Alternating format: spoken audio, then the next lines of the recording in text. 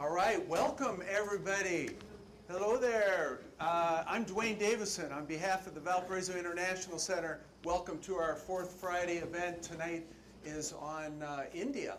So we are looking forward to a great presentation here. Who was here last time and remembers our geography quiz on Valparaiso? A few over here, okay. How many did we have in the United States? 90%. Three, right? Here, Indiana, Valparaiso, Florida. Florida. And Kansas. Oh, close, Nebraska. Okay.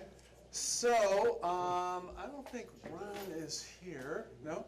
So Ron took it a step further. He said, well, there have to be others around the world.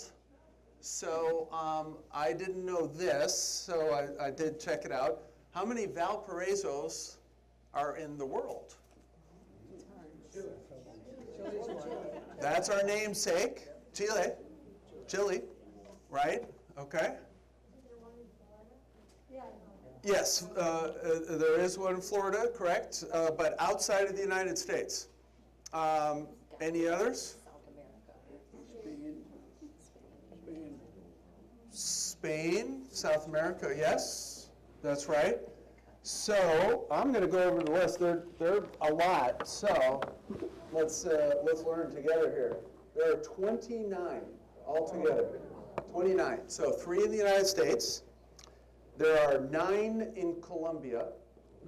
So a different zone or state in each country. So 9 in Colombia, 5 in Brazil.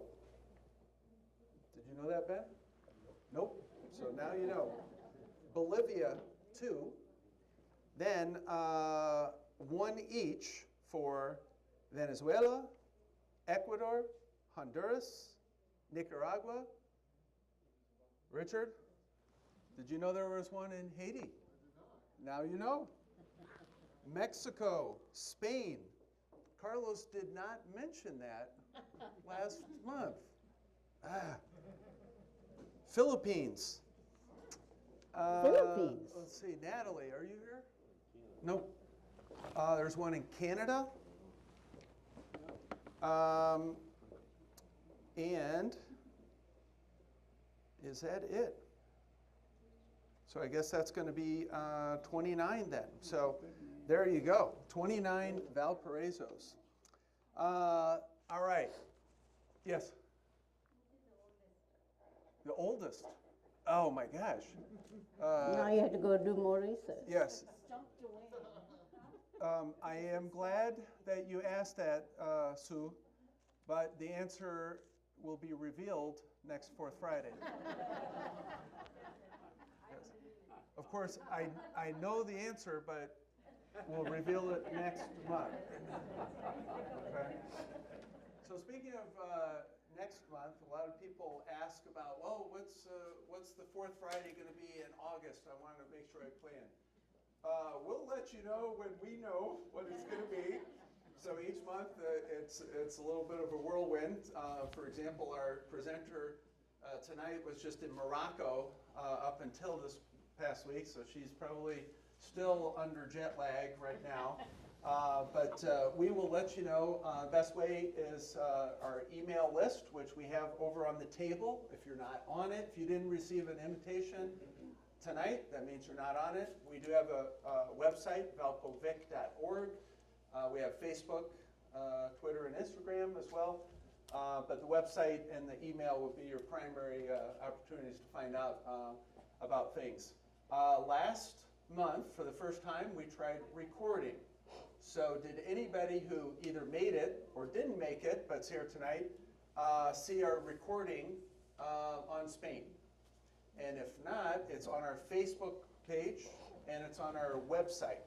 So you can see, and then thanks to Tom again, we're recording, and we hope we have some lighting and sound down for things for the next time. So for those of you who can't make it, please then look at the website and the Facebook. So, all right, let's see, tonight we have Renu. She is originally from India, came here in 1978, 44 years of service at Valparaiso University. She is one of the original folks from India. I believe we determined that the Pathasias were here ahead of you, right? And then we've got Suman Das, who was one of the original ones. She wasn't there. Her husband was there. Gotcha. That counts, though, I think. The family is here. A board member of ours, Meenakshi, has been here almost as long. What year are you, Meenakshi? What's that? What year did you come to Valpo? 1984. 84, so 6 years after. And Sue? she came 1 year before. 83 before Meenakshi. Wow. Very good. So 44 years of service, primarily in the English department, associate provost, came back out of retirement, put in another 5 years. We were going over, she was the boss of Hugh, who's on our board.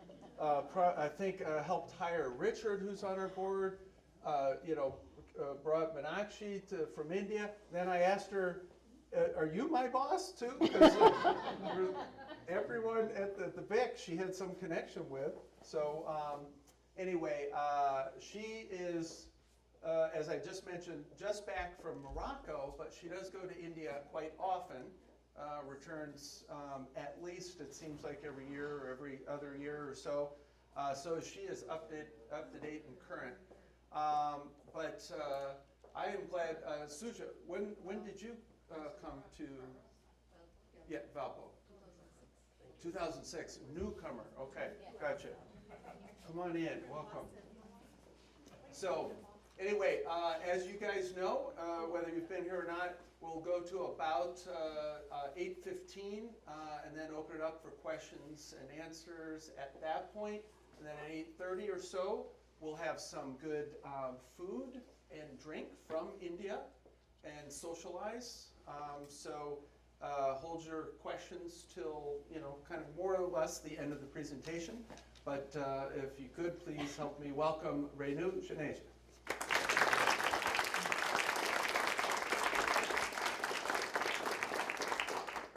I'll begin with the traditional Indian greeting, which is Namaste. Nama means I bow in front of you. So it's respect to elders. And my friend Suman, when she meets an elder, she really bends. I just do this, she does this whenever she sees an elder. It's as we'll see, it's a very diverse country. From my own region, I will fold my hands, but I will not say namaste. I will say Sat Sri Akal. Truth is eternal. That's from our scriptures.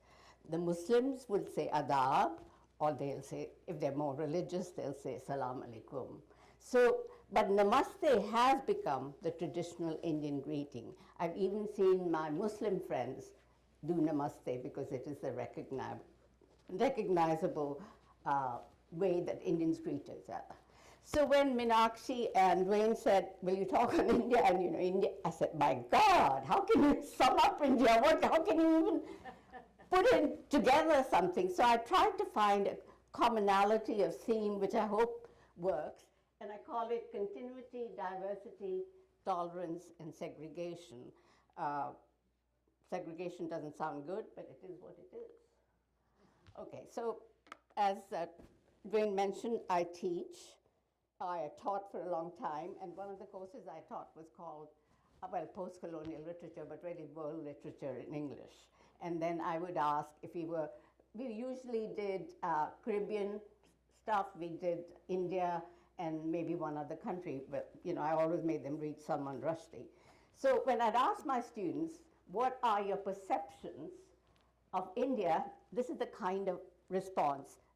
Those who were a little more aware say the cradle of civilization, okay? Someone might mention Aryan, remembering the connection to Hitler and his insistence on calling himself Aryan.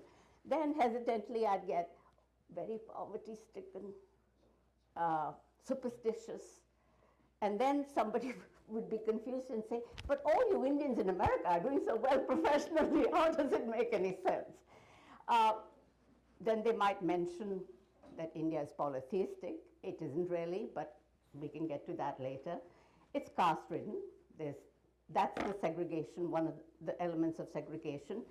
And there's always remembrance of Mahatma Gandhi whenever anybody talks. Oh, Mahatma Gandhi, he was so great. And then everybody mentions Taj Mahal. They all know Taj Mahal. So I thought I'll show you a picture. This is from the trip that we took, Wayne, together to India. That's my husband. On one side is my ex-boss, Roy Provost Austenson, and then my aunt, who just passed away last year at 99. So you get your fill of Taj Mahal. This is a map of India.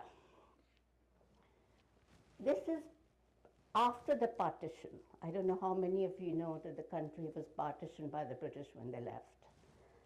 So this is Pakistan, and I was born just here, over the border, in a city called Lahore, which is just across from Amritsar, where my mother's family belonged. So when the partition took place, my father sent us children and my mother to Amritsar to be with her parents, but he stayed on and really moved at the last moment when somebody came to say, "Doctor, if you don't move tomorrow, your house is going to be burned." So then he moved.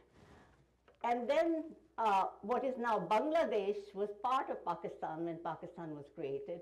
Ultimately, the two of them split up. There was really, other than being Muslim, there was no commonality between them. So you get some idea of what India now looks like. Kashmir tends to be disputed, but we say it belongs to us. Pakistan says it belongs to them. Okay, so cradle of civilization, ancient India. It is actually, we have evidence of inhabitation in what is now the subcontinent from 5,000 years ago. The Indus Valley civilization is what it's called. It is as old as Egypt and Mesopotamia, but it was bigger than the other two in terms of the size of the settlement.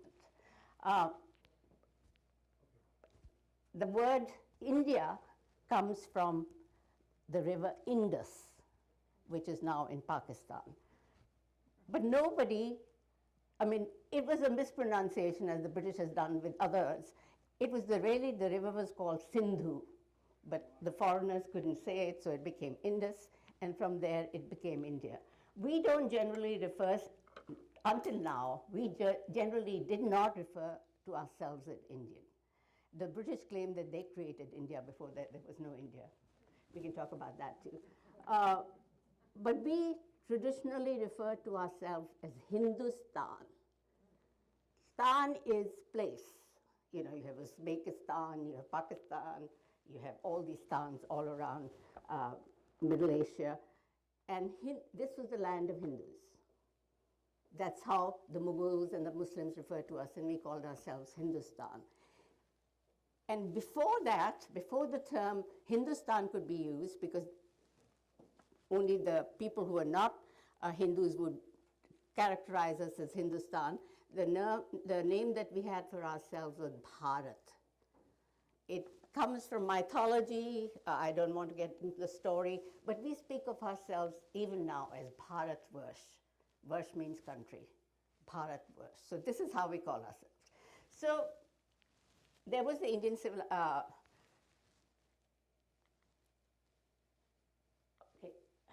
This is the Indus Valley civilization. The ruins are now in Pakistan. These were two cities called Mohenjo-daro and Harappa. And this is now 5,000 years ago. You can see these are two-story houses. They had sanitation underground in the street. That's sanitation. It was a thriving civilization, but it was urban. It wasn't agricultural. And we don't really know what happened, probably floods. and the civilization disappeared. Then the recorded history of India really starts with what is called the Aryan migration to India. Aryans or Aryans, they went west to Europe and east to India. And this happened about 2,500 years ago. BC, no, yeah. So BCE, now we say, before the Common Era. They were pastoralists. They reared cattle, which is wow, cow is the mother, the source of everything. And much of what the language that we know that they spoke at that time was Sanskrit. The art was in Sanskrit. There must have been vernaculars at the same time too, but Sanskrit was the court language or official language. And much of what India is today in terms of religion comes from that time. You see the swastika? In India, that is a very auspicious sign. People will paint it on their houses. They see it as a sign of good luck. Hitler distorted it, and that's his swastika. So it's kind of hard for us to see the swastika being mutilated like this and associated with evil. But I had a tutor in high school for physics. I wasn't the best at physics at that time. And he always began the lesson with drawing the swastika in the beginning of the page. You know, auspicious beginning is what it is.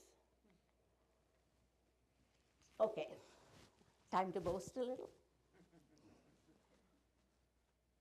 We had dentistry in India much before it came to Europe. Ayurveda is a system, a local system of Indian medicine. It's still being used and practiced, and a lot of people are returning to it because it's basically herbal. The ancient flush toilet systems came from India. We are not very good at it now, but then we had them. The ruler is an Indian invention. The weighing scale is an Indian invention. Plastic surgery. I read that you know, they had ways of, if you had got really mutilated, to regraft the skin. The theorem, crucible steel, I didn't know that till I researched that, you know, we made steel. And actually, one of the pictures I'll show you, which is from Delhi, it is of the Qutub Minar during the Sultanate times, and there's a pillar there, a steel pillar, that is. When was Ashoka? At least 100 years ago.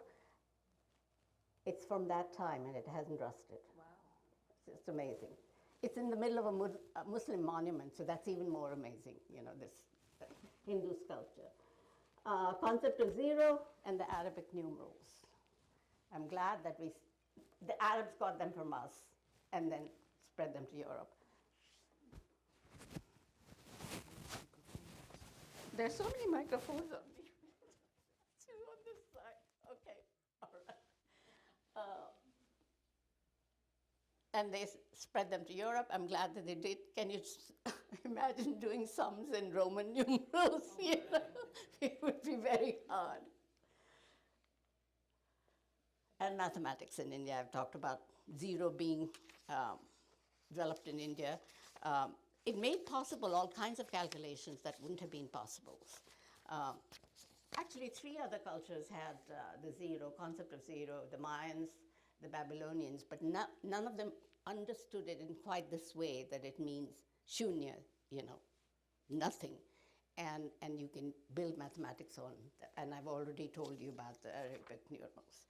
So to go back to where I was, I would say that about 70%, and Suman or Sue or Meenakshi, if you think it's different, about 70% of our current Hindu culture derives from the Aryans. It's changed over time, but that remains the basic grounding of Indian culture. Sanskrit, Hinduism, as it is, the oldest written texts in Sanskrit are the Vedas. These are religious texts. Upanishads, and the two great epics are also, now they're in vernacular, but they were oral, like Odyssey and Iliad, and then later on they were recorded. Actually, Valmiki, did he write? He wrote it in. He didn't write it in Sanskrit. Hmm? Yeah, it was oral. It was passed on. Yeah. Okay. Laws of Manu are horrible. They discriminate against women. I'm supposed to be sixth in creation, and the cow is above me, and the horse is above me too. Not my favorite text. Then I told you about the Ramayana and the Mahabharata, the two epics.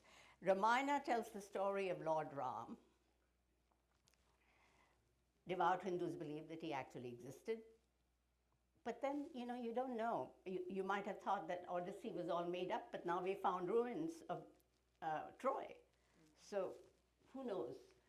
And Ramayana was written first and then Mahabharata. Ramayana tells the story, as I said, of Lord Ram and his exile because of a wicked stepmother for 14 years, where he fought the demon Ravana and defeated him, and his wife was soiled because he was abducted by Ravan. And so when she came back, the people demurred, and he exiled his wife with the kids too, because he was such a just ruler. He listened to. And Mahatma Gandhi always spoke of bringing Ram Rajya, the rule of Ram, back to India in independence. I mean, that was his two favorite texts were saying Ram Rajya, because the rule of Lord Rama when he came. Our festival Diwali, in North India, we say we are celebrating the return of Lord Rama. South India, they have a different explanation for why they celebrate this festival rites. For North India, it is the defeat, it is the entry of Lord Rama back into the city of Ayodhya, which is what it represents for us. So the religion described in the Veda is more Aryan religion than Hinduism today, because things have evolved. Some of the gods they worship are forgotten, and now central to our mythology, Hindu mythology, is Shiv and Vishnu and Brahm, rather than all the other gods. Indra was more important in the Lord of Thunder, like Thor was more important in the ancient times. Okay, I told you how Gandhi aspired to bring Ram Rajya to India. And his favorite text was the Bhagavad Gita, which is a later addition to the Mahabharata. Mahabharata tells a story of two cousins who battle with each other. And the good cousins are exiled, and they come, 5 brothers from the same mother. 5 brothers, 1 wife. That was it. 5 brothers, 1 wife. The story is that one of them, I don't know who it was, probably Bhim or somebody, came back home. They were exiled, living in a tent or whatever. And he said, "Mom, I brought something for you." He was bringing Draupadi, the princess, whom they all married. And the mother said, "Share it with your brothers." So that's she ended up with 5 husbands. Okay. And the Gita, which most of the people, Indian people know, is Lord Krishna, who is the hero in Mahabharata. He befriends the good guys.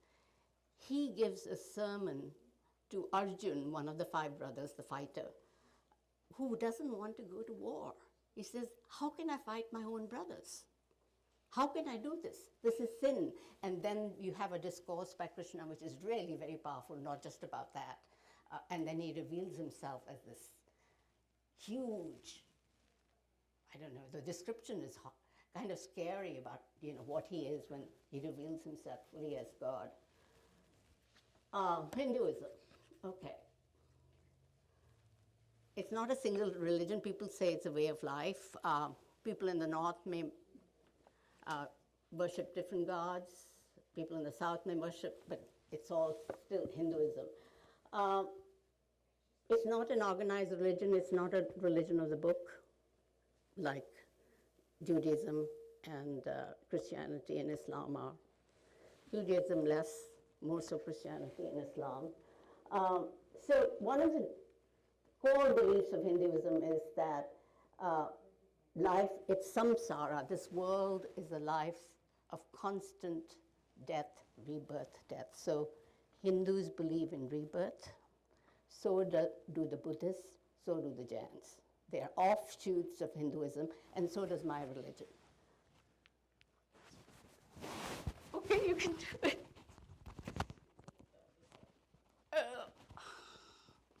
Okay, I'll keep talking while Dwayne fiddles with my mic.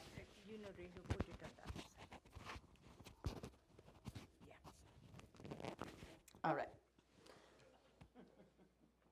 I told you we can consider cow a sacred animal. So rebirth is, and then we believe in Atma, which is one way of saying it, my soul connects to the oversoul, which is God. And when I finally achieve salvation or moksha, I will be one, we will be one soul together. So that's moksha, that's eternal.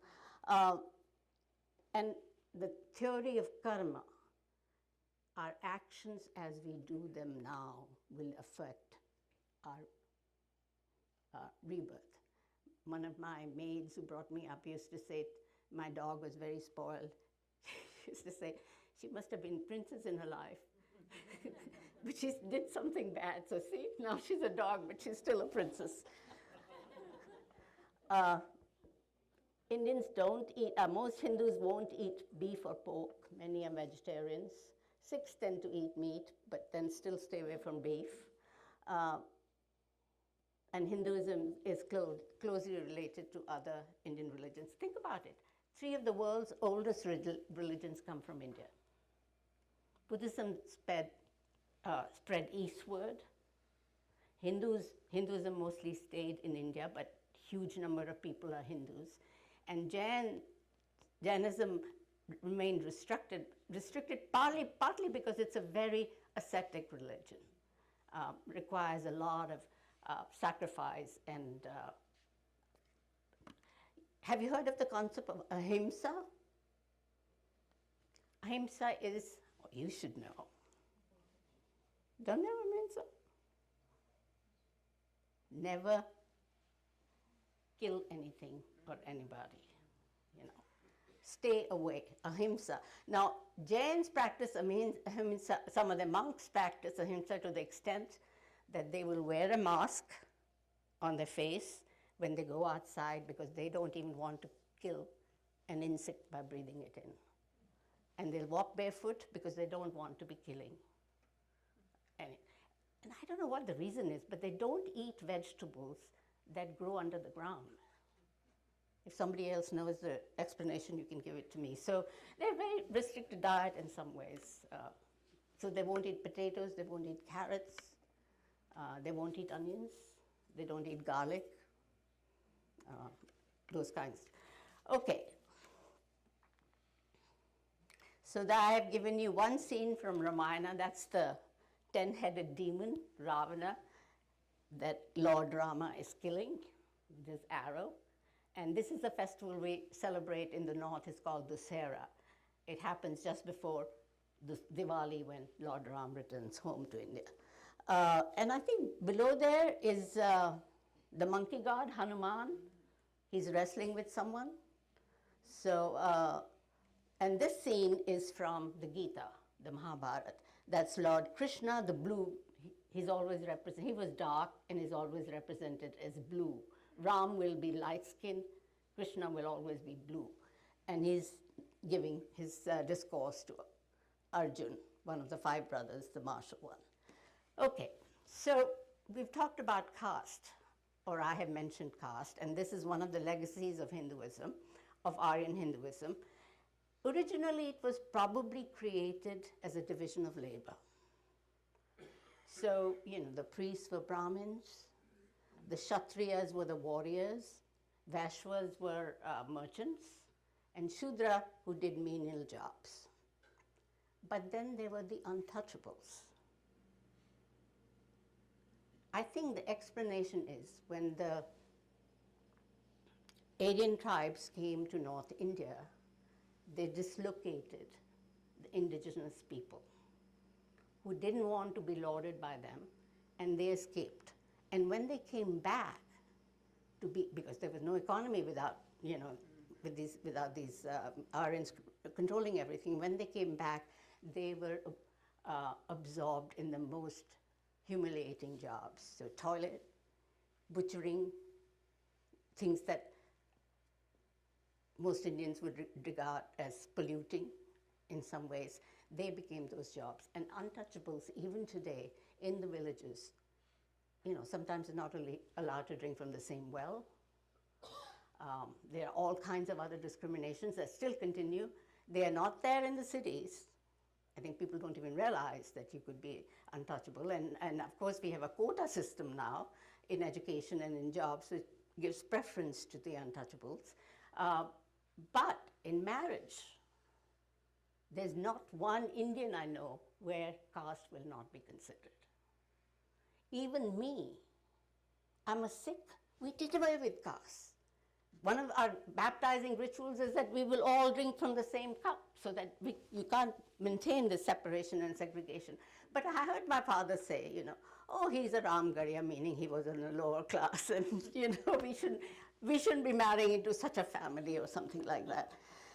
And the other awful thing about caste is that it's called Varna Shastra, Varna Ashram. Varna is color. So in some ways, skin color is coded into this because the indigenous people were darker. So that too is something that is not particularly important. So as I said, it exists even now. Dwayne was telling me the story of this Indian boy who grew up here, went home for an arranged marriage in the proper caste.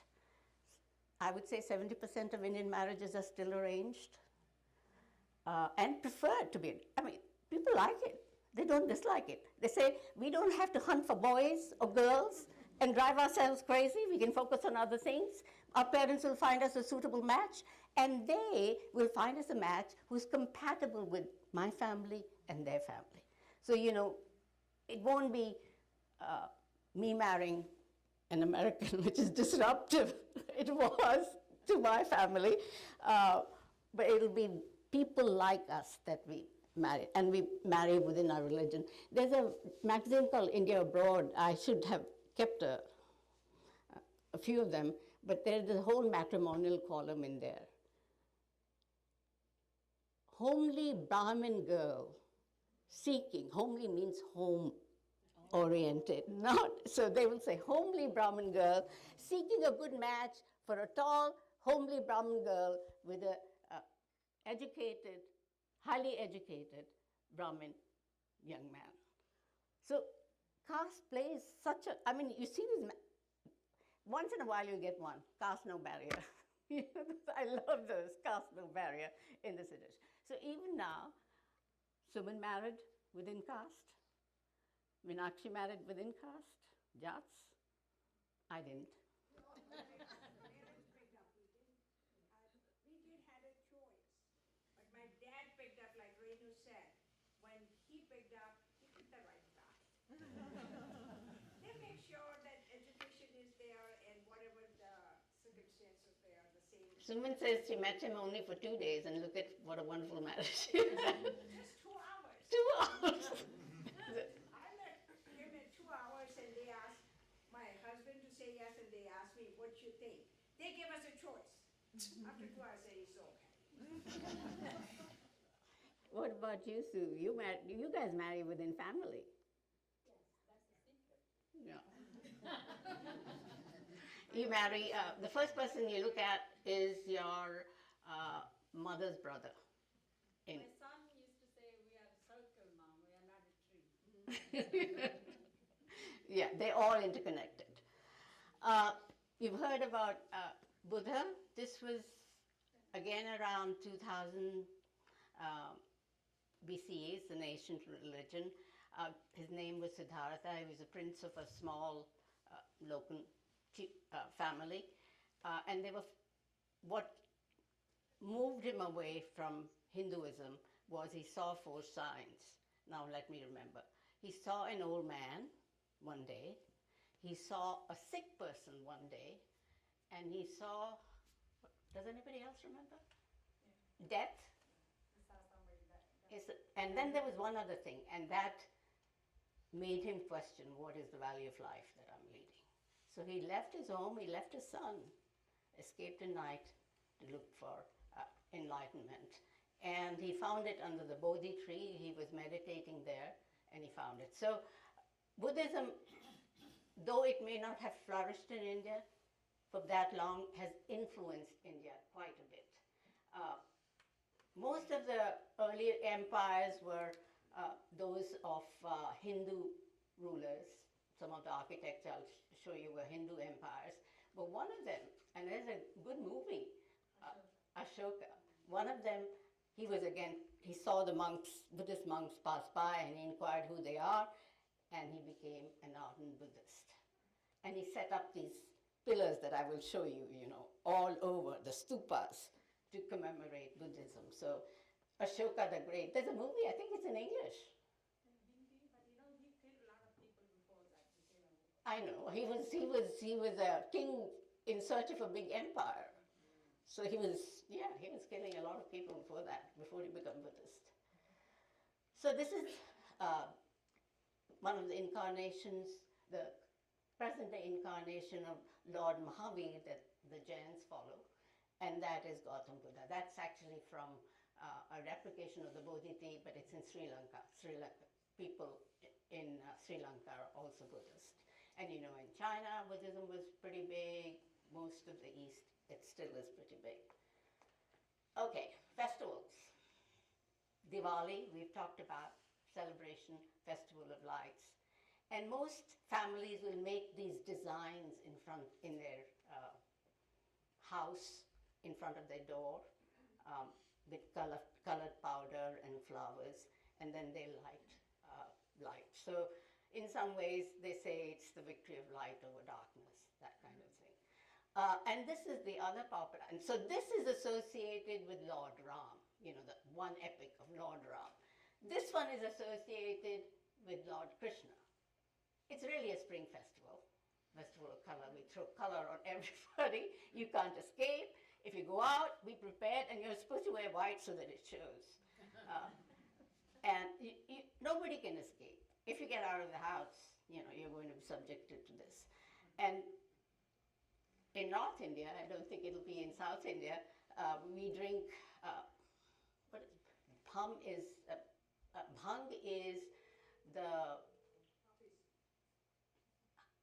the weed, the tree of, what we call marijuana. So we grind that, some part of that tree, and we grind it with almonds and sugar, and it's delicious, but you also get a little high. So Islam,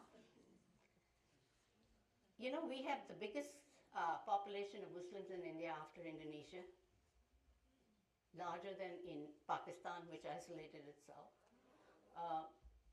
Those who stayed back, at this moment, we have a larger population of Muslims other than Indonesia. Islam came to India, well, it may have come earlier, but in small, with a guy called Muhammad Ghazni. He was a Turkic marauder king who came from Iran or Central Asia, came to India 17 times, looted and went back. So he must have left some people behind, so Islam came. Then after that, there was another ruler coming again from Central Asia, Muhammad Ghori, and he settled in India. And what we have called the Delhi Sultanate.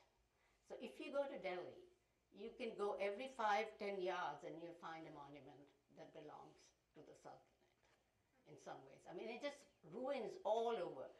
Near my house where I lived in New Delhi, there was this whole complex of Firozshah Kotla with a tank and schools and whatever else. So that was the first introduction of Islam into India. The major conversions took place with the Mughals. You heard of the guy who built Taj Mahal, his name was Shah Jahan. He was one of the Mughal emperors.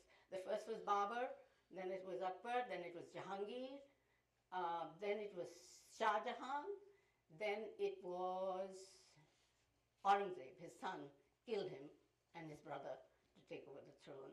And after Aurangzeb, I don't remember. I mean, these were the five. That's last emperor, Aurangzeb was last emperor. No, Bahadur Shah was.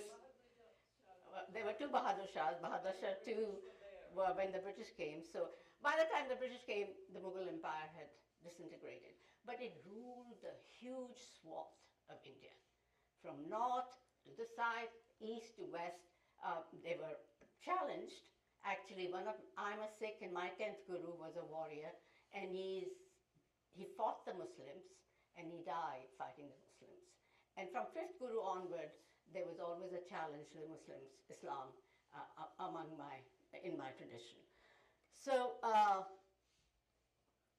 it is said to be founded by Babur in 1526, which is the time of my first Guru. Guru Nanak was around at that. This is medieval India when reform within Hinduism. My religion is a reform of Hinduism with combination with Islam. The difference is that believe in reincarnation, but one God who is not embodied, disembodied God, and one God. So that came from Islam. So the Mughals ruled till the British came. I've told you about Sikhs, followers of Guru Nanak. We had Jewish immigration for a long time. They're still there. Then there are folks called Parsis. These are the Zoroastrians that had to leave Persia. When Persia became Islam, Christianity came around 4th century. Thomas the Apostle is supposed to have come to India, mostly in the south. And then what is a province called Goa was conquered by Portuguese, so they are Catholics. Kerala, they're Catholics. So Christianity is pretty well established in India. Tolerance? Yes and no. We tend to live with each other without killing each other, but there are times when we kill each other. Partition of the country. I told you my father was in what is now Pakistan, and one of his patients came to say to him, "Doctor, if you don't leave tomorrow, your house will be burned down." He left. The house is still there. I managed to get to Lahore. As a US citizen, it was easier, and visit my house. It's now divided into 4 or 5 units, but it was all one. And somebody actually remembered my father, so this was amazing. It didn't get burned down, but we had to leave everything and come. And what is sad about it is both sides, it was like Holocaust. Trains going from, Hindu trains going from Pakistan to India, Muslims slaughtered them on the way. Trains would come with nobody alive. Trains coming the other way, Hindus would slaughter Muslims. So it was both sides. And it was horrible. And now we are under a government, it's called the Bharatiya Janata Party, and they are very pro-Hindu. They feel that they have been downtrodden by Muslims. So even now, just recently I read about a case where a Muslim was beaten down because he had killed a cow. They ate beef, and And I read today that you've heard of Nehru and Indira Gandhi. The whole Nehru-Gandhi family, Indian Congress that ruled us. The last sign of that family is Rahul Gandhi, who is trying to stay in politics. Today he was exiled from Parliament. Yes, because he said something bad about Modi. Modi, when he was in Gujarat, he said, "Oh, these Modis are thieves." So this was supposed to be, slander. And usually he should have a time to fight back, but no, they threw him out of the Parliament. So India is becoming, in some ways, there's always dry prediction that, democracy is dying, democracy is dying. I don't think democracy is dying, but it has become a little bit harder than it was. It's not quite the secular India that we used to have. Okay, so I have 3 slides on the British, and I say, the British, which is not a good thing. Oh, the British, not a good thing. And then I say, yes, the British. Okay. So they came 200 years ago, before independence. They came as merchants, set up the East India Company. And if you read stories of that time, set in that time, 17th century, you hear about these nabobs, N-A-B-O-B. This is a man who was an ordinary man making a lot of money in India and then coming back. And though he's not a lord, he's not aristocracy, he's got a big house, he's got a big manor. So Nawab is a corruption of Nawab, which were the rulers, Muslim rulers in India. So they took the goods.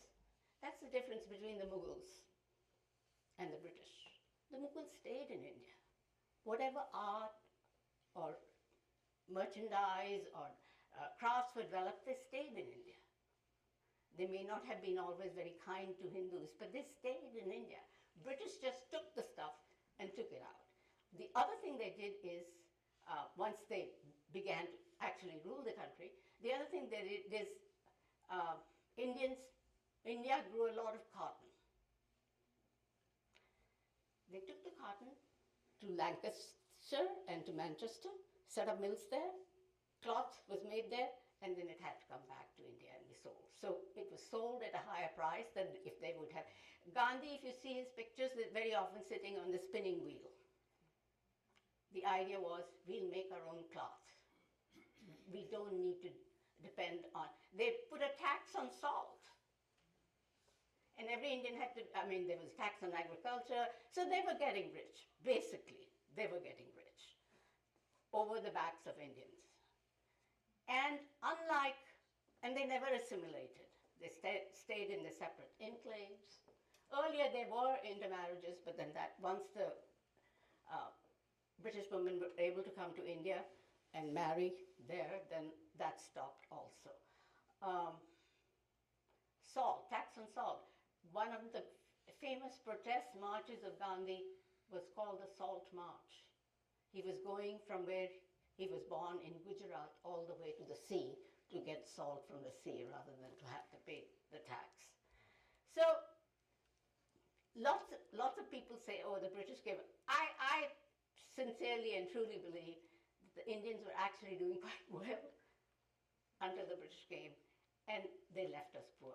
There were 3 major famines under British rule.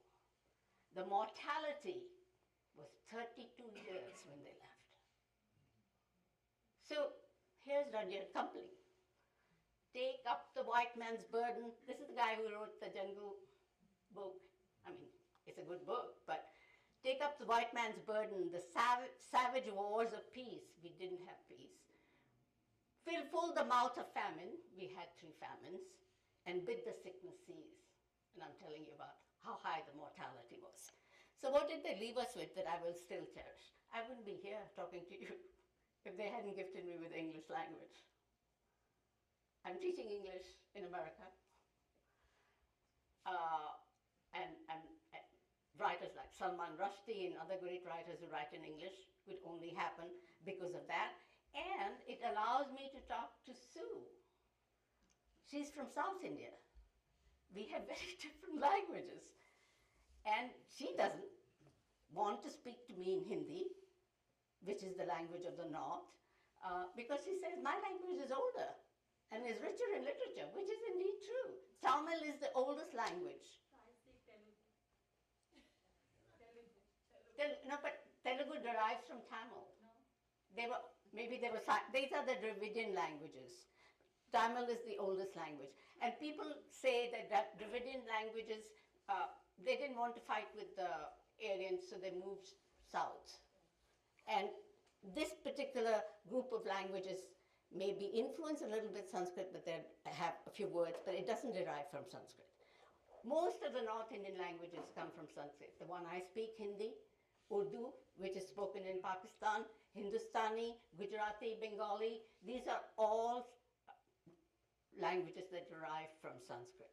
So, other than Bollywood movies, which has made a big difference because they're in Hindi, there's a wonderful industry, growing industry of movies in the South as well, Telugu, Tamil, there are lots of film industry, but they watch Bollywood films that are in Hindi. So sometimes that has made a difference. But generally, I talk to South Indians in English.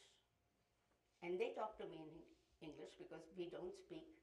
In fact, sometimes I have to warn Suman. Suman sits with us friends and half of us are South Indian, half of us are North Indian, and she'll drop me to Hindi. And I can say, Suman, speak in English, speak English.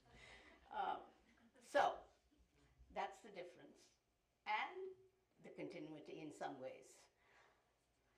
So they gave me the language, they gave the railways. It's one of the, unlike in Africa where the rails just went from interior to the coast, just one way, not interconnecting with each other because they're taking raw materials out. That's where they built. I mean, that's true in most of West Africa. But in India, it's all over. It benefited them, of course, but we benefited from it. Ordinary people, it's very reasonable to travel by train. Ordinary people can go from one place to another. They moved their armies, they moved their taxmen, they moved their agents on that, so they needed it too for this huge country. What else do we owe? Oh, we owe the parliamentary system. We do. And, democracy of that kind to them. And actually, some of our earliest leaders went to be educated in England and learned some of the ideas about freedom, Fabianism. Nehru was a socialist. Fabianism, Jeremy Bentham, Adam Smith. I mean, these are the people who inspired them to think about India being free. So, we got that. Anything else we got? Postal service. Don't you think we would have had that on our own if they had? I just feel that industrial revolution would also have come. We're big traders.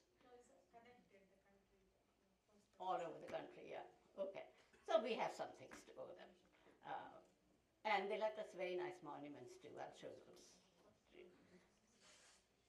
Oh, the British. So, yes, the British. English test, lingua franca, my career. Okay. Indian civil service is started with, and it's very effective. IAS, Indian Administrative Service, was started with. Only one Indian qualified, the rest were all British, but they established it. So, diversity and continuity. 23 recognized languages in India. Unofficially, I think there are 110 or so, when you think about dialects and separation. Sheer geographical diversity. Himalayas up north, in the west, the desert of Rajasthan, the fertile Ganges plain, hill plateau, lots of coastal areas. So just the sheer diversity of India physically is also very architecture, food. Sue eats different food from me. Most of the food you eat, you go to an Indian restaurant, most of it is from the north, Mughlai food. And they don't generally cater very much to South Indian food, but it's delicious. And every region has, what is the commonality in all the foods from India, however different they may be? Gujaratis put sugar in their food, Bengalis eat a lot of fish. Commonality is spices. Almost every Indian cooking will have spices. Architecture differs from ancient India to modern India, Hindu, I'll show you pictures, Muslim, Sikh. So it's mixed up, but it is very different. Clothing, so somebody asked Suman to wear a sari, because sari is, salwar kameez, that's the dress from my part of the country, the Punjab. Sari we all wear. What do you guys wear at home? Sue? I wear sari, but because of my. But I mean, don't the girls wear lehengas? Yeah, Got and it. then half sari. Half sari, yeah. Nowadays it's And churidar, the tight pants came from Muslims. Churidar kurta, that came from Muslims. So diversity in dress, dances, I'll show you some pictures. So this is geographical diversity. You can just see how different the region is. This is Mughlai food, the one I like, from my part of the world. There's tandoori chicken. Everybody knows about tandoori chicken, right? There it is. That's South Indian. There's a dosa, rice and actually dal, lentil based, very healthy. Where would you say this is from? Gujarati thali, I think. It's a thali of some kind. We put all the vegetables together. Okay, temples. That's an ancient Indian temple. Architecture is very different. If there were children here, I wouldn't have shown this. This one is Khajur. Oh, sorry.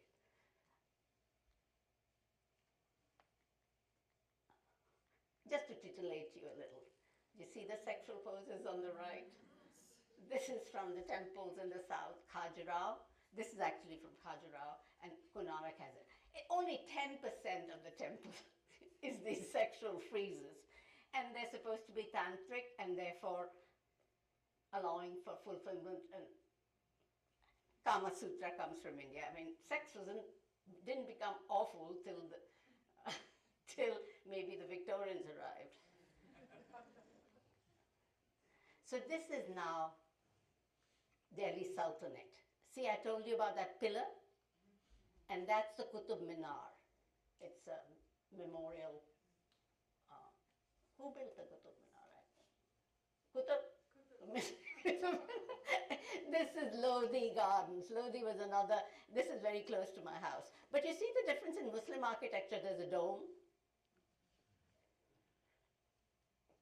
And that is the precursor, this one, oh, sorry. This is the precursor of the Taj. It's Humayun's tomb. Humayun was one of the Mughal emperors, second one or third one? He was Babur's son. Babur's son, Humayun. This is his tomb, but its architecture is basically what Taj is. Taj is a tomb to his wife, who died because she had 9, 10 children. I'm irreverent. Then he built her a monument to the world.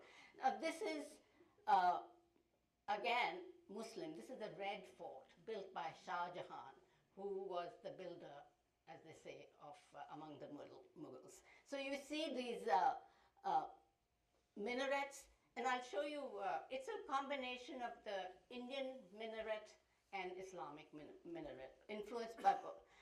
This is an ancient, this is a current South Indian temple, though it might be ancient too, who knows. These are South Indian temples. See, the temples don't have domes. They have either this kind of a elongated top or they are carved like that. That's, again, this is a Hindu monument. I think it's in Jaipur, the triangle. You see that how what are they called, chhatris, these arches are very different from the Mughal arches.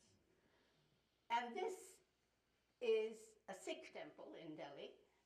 You see, we have a dome that came from Islam, but we also have the chhatris on top, these arches on top. So it's an amalgam of Islamic and Hindu architecture. This is British India. This was the Viceroy's residence. It's very elegant.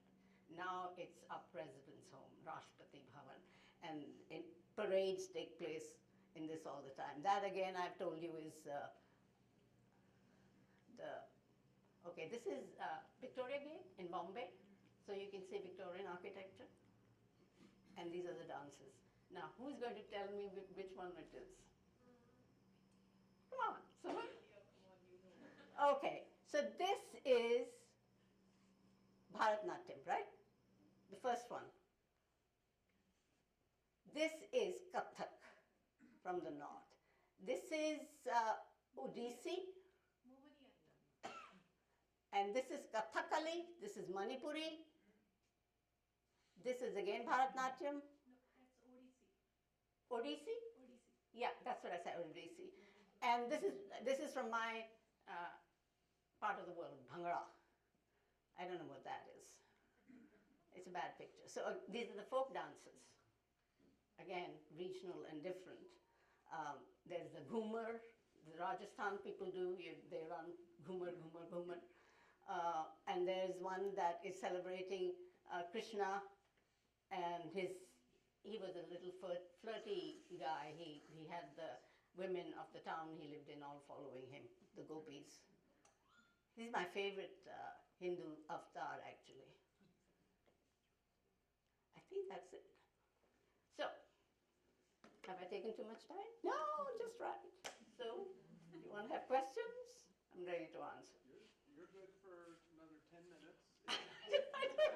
What do you want to hear about? I can elaborate on it. What do you want to hear about? Seven question. And I think I've seen this before, but I can't remember. But if you would take India and lay it over the U.S., how big is it geographically? How does it compare?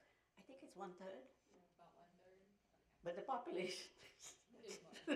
Yes, yes. During the separation between Muslim and Hindu, the Hindus who were living in the Muslim part were trying to leave Okay. and vice versa. Well- Why were they killing each other? Well, when mob passion ignites, when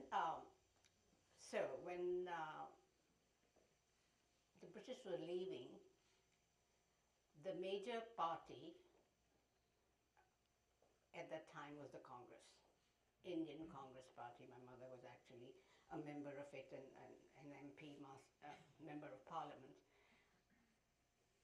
The Muslim leaders felt that they would have no major voice in the country because they were a minority. So they asked for partition. And people say that if Gandhi had not given away and Nehru had not given away, we might not have had Pakistan, which would be not happy for Pakistanis because they love their country. But Jinnah was sick. Muhammad Jinnah was the leader of the Muslim party. He was sick, he was dying. He died within 8 months of the separation of the country. So maybe, if we had held off, it would not have happened. But the consequences of partition were that there were a lot of Punjabi Hindus living in what is now Pakistan. There were a lot of Hindus living in Bengal. They all had to migrate to India. And the Muslims, if they chose, went one way or the other. Why did they kill each other? It starts with something, I don't know. One person kills someone and then becomes mob violence. But it was awful, it was dramatic. I don't remember, I was 2.5 years old when the partition took place. India became independent in 1947, 70 years now. I was born 2.5 years before the partition. So I don't remember, but my brother, who's 7 years older, remembers. There are many, many stories one heard. And Kushwant Singh is one Punjabi writer who's written a book called Train to Delhi, which is about the horrific things that happened. There's another movie, I don't even remember its name, but it's set in Pakistan. A Sikh family is leaving, that's the guys who wear turbans and beards, that's my family. A Sikh family is leaving and they don't think they will be able to get away. They want their girls to jump into the well and die so that they are not polluted. All the girls jump, there were 3, one doesn't. She stays back and she marries a Muslim. It's a tragic story. Her son becomes fundamentalist and then disowns her. And she actually ends up jumping in the well, ultimately, in the same well. I wanted to give context to something that Renu alluded to earlier. A friend of mine from growing up, grade school days, middle school days, Jay Shastri, He arrived in the United States at 4 years old. He grew up in St. Louis, where I'm from originally. He went to college, St. Louis University, all along interacting almost exclusively with American friends and women. He dated American women in college. Then time came in his 20s. He went to India. He met his bride-to-be 3 days before the wedding. They got married. They're still married today, 32 years or so later. So that's pretty amazing. I saw some Americans in the audience kind of shaking their head when you're saying about how it takes the pressure off. Your family just decides. We spend our Friday and Saturday nights at the bar looking for women. Sometimes it's an all-night affair. We come Or home, online dating. shape, online dating. Sometimes it works, sometimes it doesn't. So anybody, next time you're going to get married, Americans in the crowd, let's try the arranged marriage, okay? Indians also consult horoscopes. Now, I come from a tradition where we don't believe in this, but astrologers make the horoscopes. Horoscopes have to match for the wedding to take place. So I sometimes say Indian marriages are made more in heaven than other marriages. You have to consult the stars to do it. And Renu, I also learned something. India is so chaotic in dozens of languages, cows walking in the street. Cows walking and, the street. And, millions of people living on the streets. So is it true that the doctors just prescribe marijuana into almonds, mix it up? No, bhang is a tradition reserved for Holi. Holi, the spring festival, comes a bit sort of in March when it's still a little chilly. So you warm yourself up. So there's a question over here. I've always found it interesting that women seem to have participated in government in India a lot longer than they have here. Oh, absolutely. What accounts for that?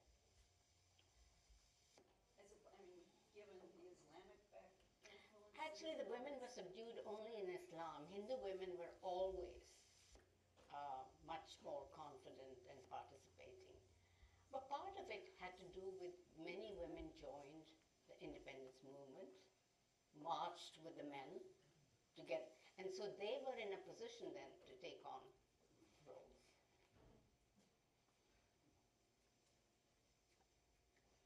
Is divorce common in India? It should be more. I mean, you live, if you're miserable, you live. You just live with misery. No, it's not common because mostly marriages work out.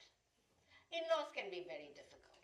It's a joint family system, even now. Though not, my nieces would never stay with their in-laws. But it means that the girl moves to her in-law's house and has to adjust there. And sometimes the mother-in-law can be very tough, favoring her son. And sometimes there are issues about dowry. That's still prevalent. So if you have, there have been what they call dowry killings, where the wife is killed because she didn't bring enough dowry, a car was promised and she didn't. It doesn't happen very frequently, but it does happen. But basically, I think it's just the culture. Now, that's not true among Muslims. They can say, the man can say, talaq, talaq, talaq 3 times and she's gone. And Indian law has tried to make it difficult for them to just do that. They don't even have alimony or anything in Islam. Some price is fixed at the moment of the nikah, and after that, that's all the husband owes. She may have 4 children. And in Islam, you can take 4 wives because Muhammad had 4 wives. And some of the Bollywood stars, when they fell out with their spouses, but didn't want to divorce them because they were children and their family men, the second wife, and they converted to Islam and married another one because now they're Muslim and they can do it. So an update on the arranged marriages that I was promoting earlier, apparently there's a caveat, there could be a life of misery as well. So, good luck. If you don't like it, just marry someone. Numbers are fewer though. I mean, I call American marriages serial monogamy.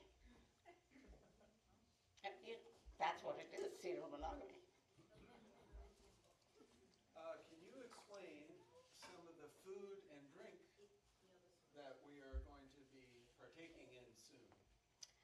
Both are North Indian, if I remember. Someone brought some, oh no, Meenakshi brought samosas. They're North Indian. It's a kind of flaky pastry stuffed.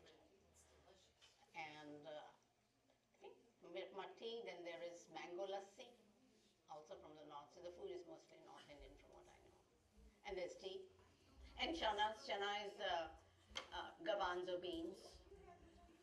And we cook them with spices. We cook everything with spices. And how does that differ than the southern Indian food? Southern Indian food is also very spicy. In fact, these people eat hotter food than I can. Suman family also eats hot food. People in the north don't eat so much hot food. But most of their cuisine is rice-based, vegetarian. And what do you have for breakfast? Upma, what is upma made with? They made of cream of wheat, Cream of wheat. So semolina. semolina, and it's salty. It's not sweet. Oh. It's great. Most of our breakfasts are all savory. And you have those at our house, right? Right? I love that upma. I mean, they put spices, onions, and everything in it, and it's just great. You mentioned that there are 23 different kinds of languages. How does this create problems as far as communicating with different areas? Well, as I said, I speak to Sue in English. You see, the languages have alphabet is different too. The South Indian alphabet is very different. I can understand Gujarati, there are common words. I can understand Bengali. I certainly understand Urdu, which are all North Indian languages. I don't. The British, that's how they united us by making English education. And now Bollywood is uniting us by us watching films in Hindi. India, that British left in 47, India now, not the same. No, It is rising.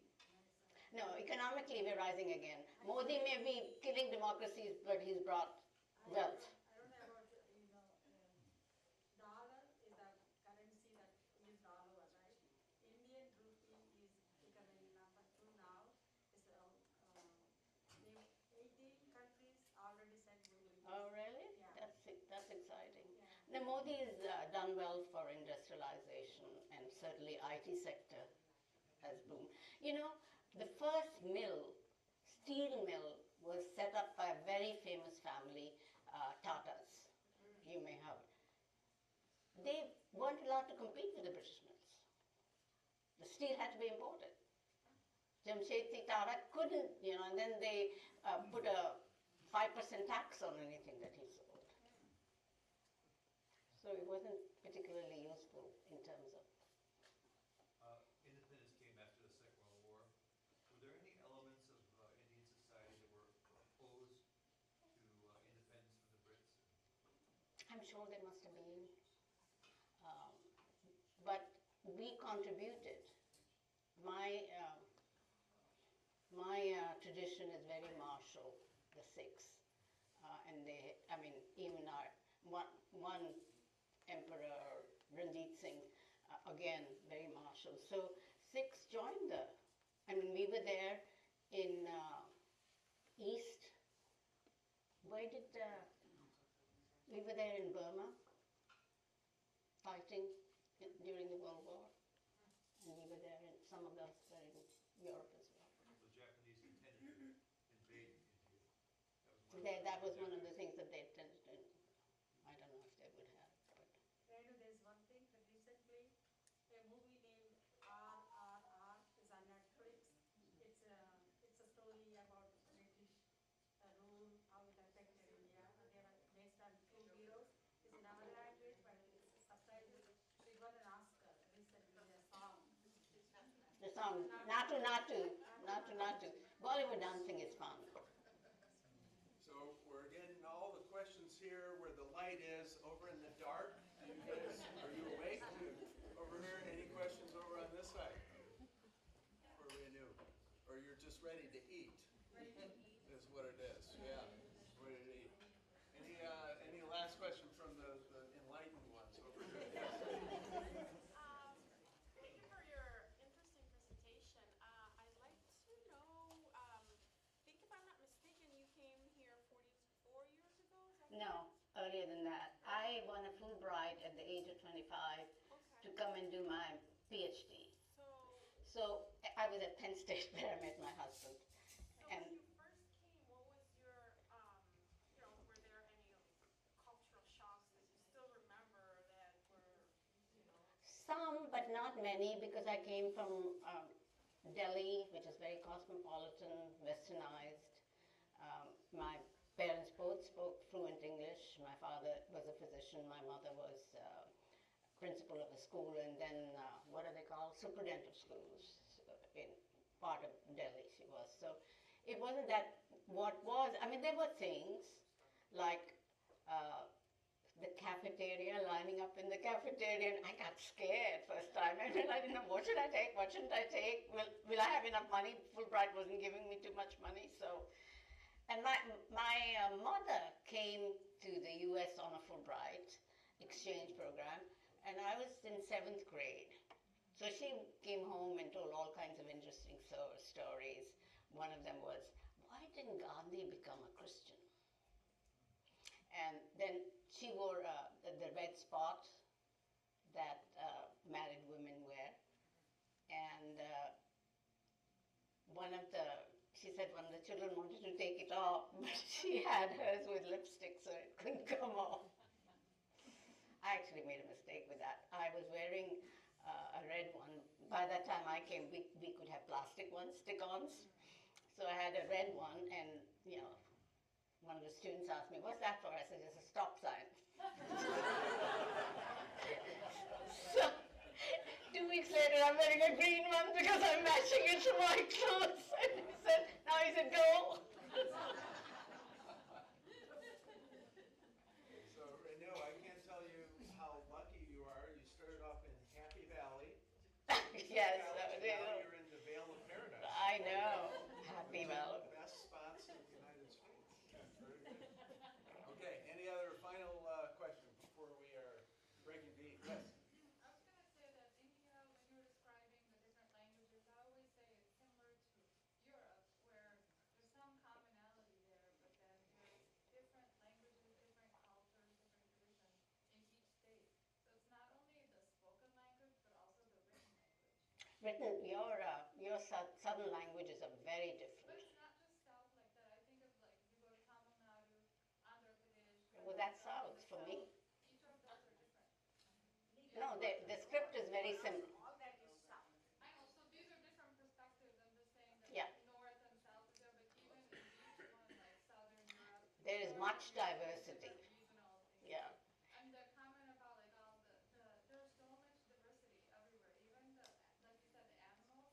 One thing I noticed is the dogs are brilliant there because they know how to cross the road. Like I might open my car door 1 second and my dog would run out. But these dogs, they know how to cross the road where humans can't, and they like, it's very hard to do that. And they're just really smart. They adapt. All the different animals adapt. I've taken 3 tours to India, and my American friend just got frozen on the side of the street because we had to cross. And I said, come, we can go through this. And then, All right, so we are, okay, Wayne, one last question. Question is, the Chinese are starting their road across The Silk Road, yeah. the Silk Road. Is that going to run into India? No, it's going through Pakistan apparently, but we are not on good terms with China. Yeah. We have had wars with them on the north frontier. Not too long ago, yeah. It's not full-fledged war, but skirmishes. And then India still doesn't recognize Tibet as a part of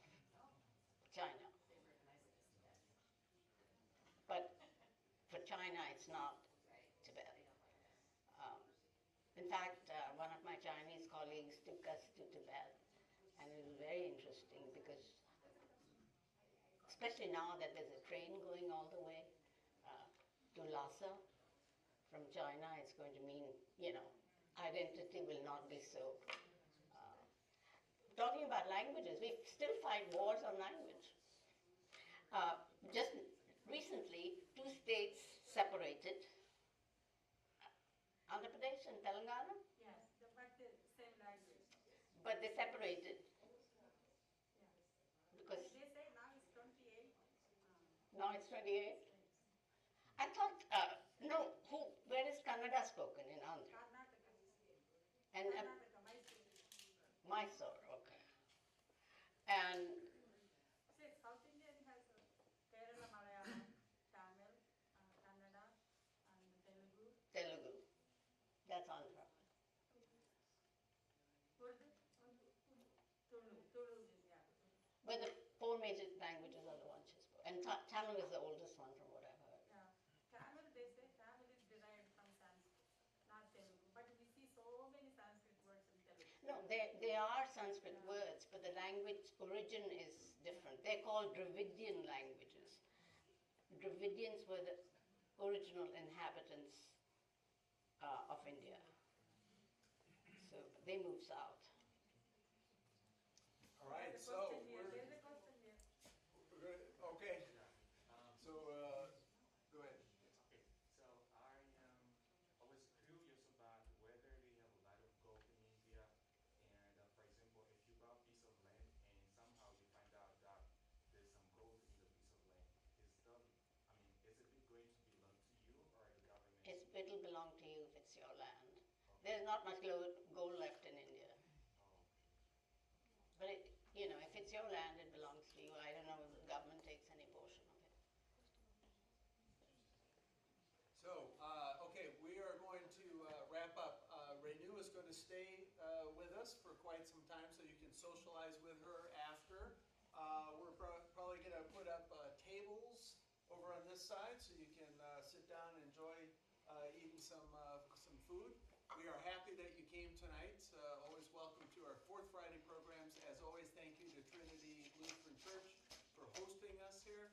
And we will be back again in April. Stay tuned for the next. I believe I know who it is, but you're going to have to find out about where the oldest Valparaiso in the world is by coming back, finding out more about another country. If you or someone you know would like to present, we're always looking for new folks to present. So if you enjoyed this and know someone else, please let me know, and we'll hopefully get them on the list. So anyway, thank you,